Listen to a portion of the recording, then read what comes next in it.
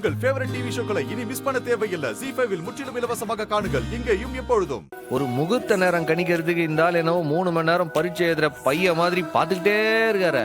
சாதாரண முகூர்த்தம் ஒண்ணும் இல்ல சார், சாந்தி முகூர்த்தம். அம்மா கிட்ட சொல்லியிருந்தா அது வேற மாதிரி தாட் பூட்னு பண்ணிருக்கோம்.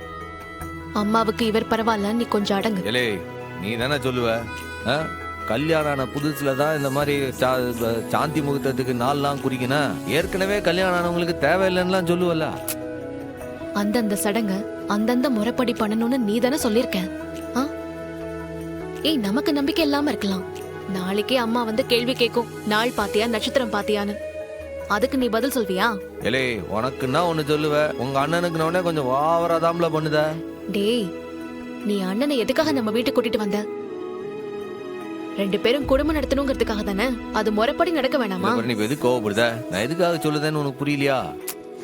என்ன சொல்ல வர சொல்லு பாப்போம். சொல்லவே சங்கடமா இருக்கு. எசைக்கு மாதிரி தானே ரத்னாவும் கல்யாணம் பண்ணவ. இப்ப அவ ஒத்தையில இருக்கா. அதே வீட்டுல இருக்கிற எசைக்கு மட்டும் சாந்தி முகூர்த்தம் ஏற்பாடு பண்ணா ரத்னா மனசு சங்கடப்படும்ல. அவ்வளவுலாம் யோசிக்கிறவன் எதுக்கு ஏன் வீட்டுல தான் நீ வந்து வாழணும்னு முத்துப்பாண்டியை கூட்டிட்டு வந்தியா? இல்ல, இப்ப நான் என்ன சொல்லுத, நீ என்ன சொல்லுத? முத்துப்பாண்டியும் எசக்கியும் சேர்ந்து வாழணும்.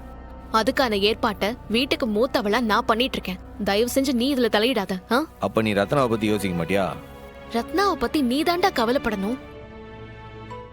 ZEE5 ஆப்பை டவுன்லோட் செய்து அனைத்து எபிசோடுகளையும் இலவசமாக பாருங்க.